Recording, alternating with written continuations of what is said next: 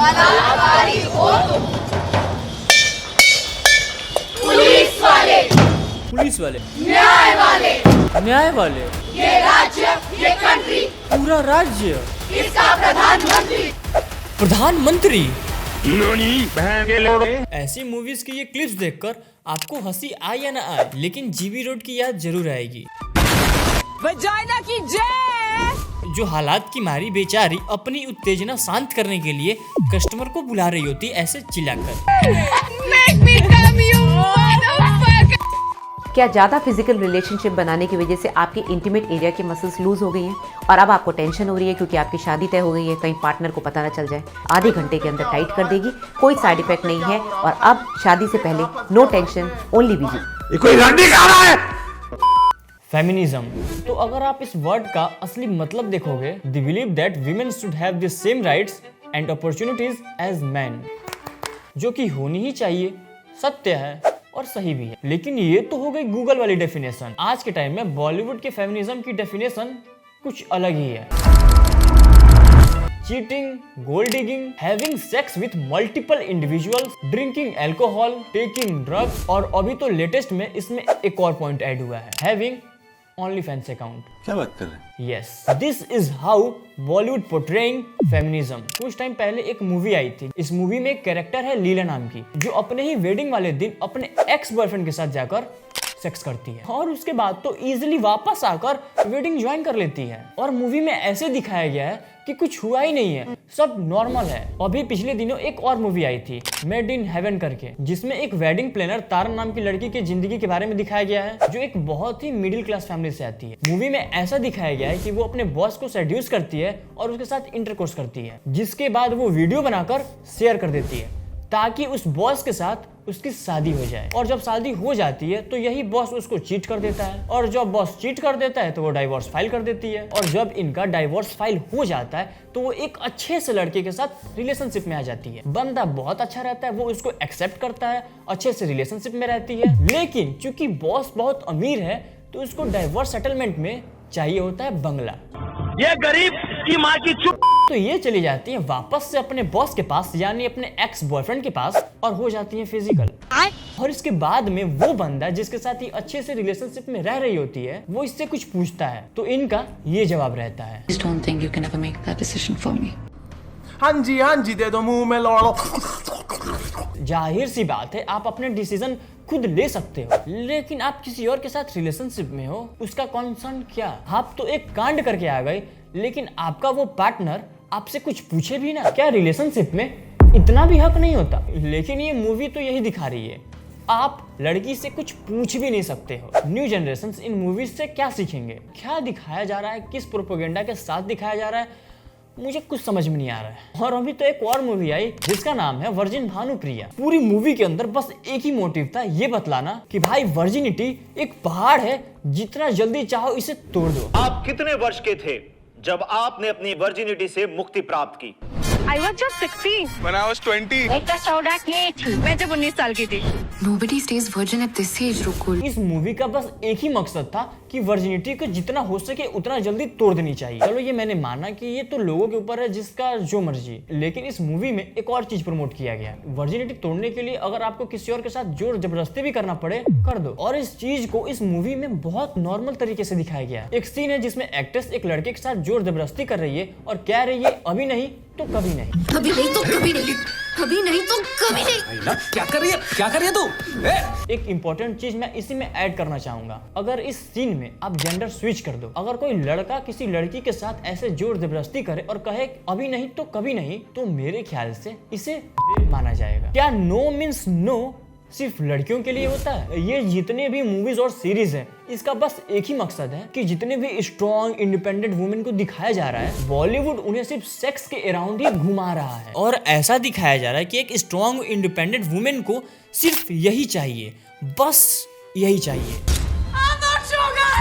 चिपकी तो ये प्रोफेसर के साथ भी थी। हाँ, और अर्जुन के साथ भी, राहुल के साथ भी थी, और वो रबड़ी वाले के साथ भी। बल्कि रियलिटी में ऐसा कुछ नहीं है। फेमिनिज्म का असली मतलब ये है ही नहीं promoting casual sex, alcohol, drugs and क्या क्या। खुद से एक बार पूछो, क्या फेमिनिज्म का असली मतलब यही होता है? What's the biggest red flag in a guy?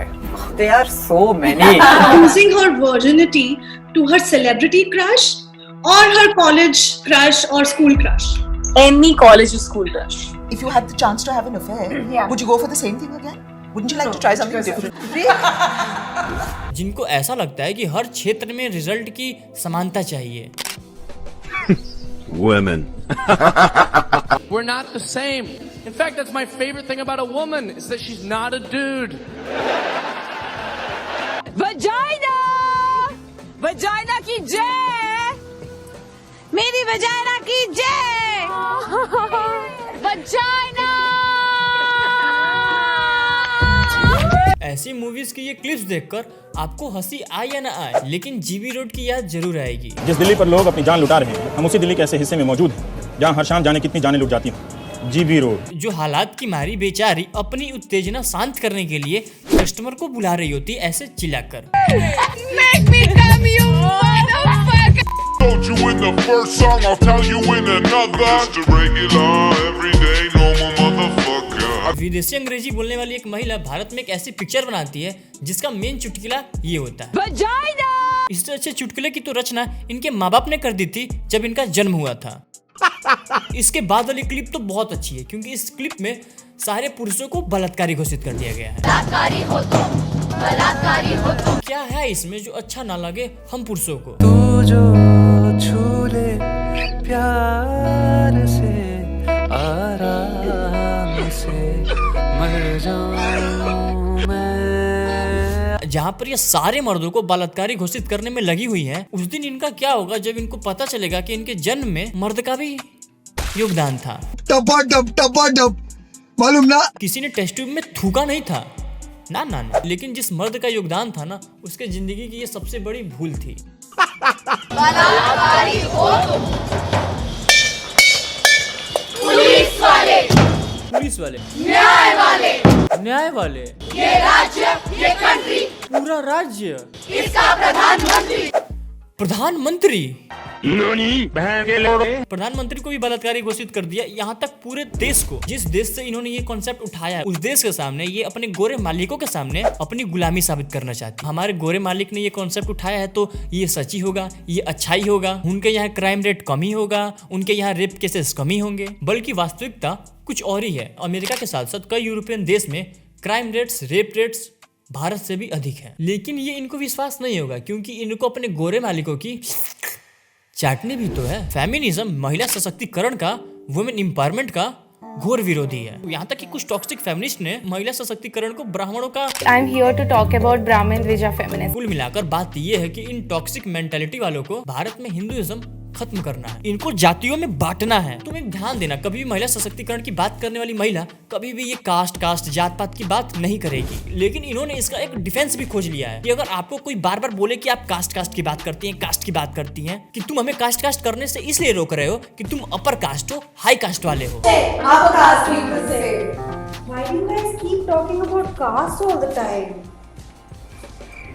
बल्कि कास्ट का कॉन्सेप्ट भी भारतीय नहीं है। गूगल भी ये बात छुपाने की कोशिश नहीं करता है, तो जाओ गूगल पर सर्च कर लो।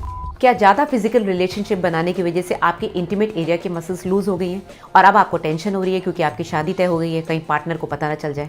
वेल, मैं रिकमेंड करती हूँ VG3 टैबलेट, जो कि आपके इंटीमेट एरिया को 30 मिनट्स के अंदर आराम से आधे घंटे के अंदर टाइट कर देगी। कोई साइड इफेक्ट नहीं है और अब शादी से पहले नो टेंशन, ओनली VG। मैं इस प्रोडक्ट का असली इंटेंशन ही नहीं समझ पा रहा हूँ। क्या इस प्रोडक्ट का यही यूज है कि आप अपने प्राइवेट पार्ट्स को फिर से नॉर्मल कर सको और अपने पति को कुछ कर सको? प्रोडक्ट्स वाले तो यही बता रहे हैं, चलो जानने की कोशिश करते। इस प्रोडक्ट के पेज पर जाकर आप खुद स्वयं देख लो कि ये अपने प्रोडक्ट्स को एडवर्टाइज कैसे करता है, इनमें इन्होंने कैसे शब्द इस्तेमाल किए हैं। ये प्रोडक्ट लूज लव बॉक्स को टाइट करता है, तुम्हारी अपनी संतुष्टि के लिए, तुम्हारी अपनी एंग्जाइटी के लिए, तुम्हारे लो कॉन्फिडेंस के लिए। इसे इस्तेमाल करके वापस से तुम उस कंडीशन में वापस पहुंच सके जो पहले हुआ करता था आपके 18 के एज में। इन्होंने ये साफ मेंशन किया हुआ है ताकि तुम वही ताकि तुम वही फील वापस से ले सको। तो इस प्रोडक्ट का असली मतलब लड़के को संतुष्ट करने के लिए नहीं बना है। तो इस प्रोडक्ट का असली मतलब है कि ये प्रोडक्ट उनके खुद के संतुष्टि के लिए बना है। लेकिन एडवर्टाइजमेंट में लड़कों का नाम लेकर झूठी कहानी रच डाली कि सारे मेल ऐसे होते हैं कि जैसे ही उन्हें पता चलेगा कि तुम वर्जिन नहीं हो, तुम्हें वो छोड़ देंगे। जाके कमेंट सेक्शन इसका देखोगे तो समझोगे कि इस प्रोडक्ट की किसी ने मांग नहीं की थी। और ऐसा अगर कोई प्रोडक्ट बेच भी रहे हो तो इसमें पुरुष को खलनायक बनाने की आवश्यकता नहीं है यार, उन पे थोड़ी दया दिखाओ। तो इस वीडियो को बनाने का मेरा एक ही मकसद था, एक ही मोटिव था। अगर आपको वो समझ में आया है तो ठीक है, और अगर नहीं आया तो कुछ नहीं, आप अपने गोरे मालिकों का चाटते रहो। तो अपने थॉट्स कमेंट सेक्शन में जरूर लिखो और वीडियो को लाइक करके चैनल सब्सक्राइब कर लो और बेल आइकन जरूर दबा दो। अगर ये वीडियो थोड़ा सा भी इन्फॉर्मेटिव अच्छा लगा हो तो शेयर जरूर कर दो। नया चैनल है, यूट्यूब रिकमेंड नहीं करता है मेरा चैनल। बाबू ए बाबू मान जाओ ना प्लीज।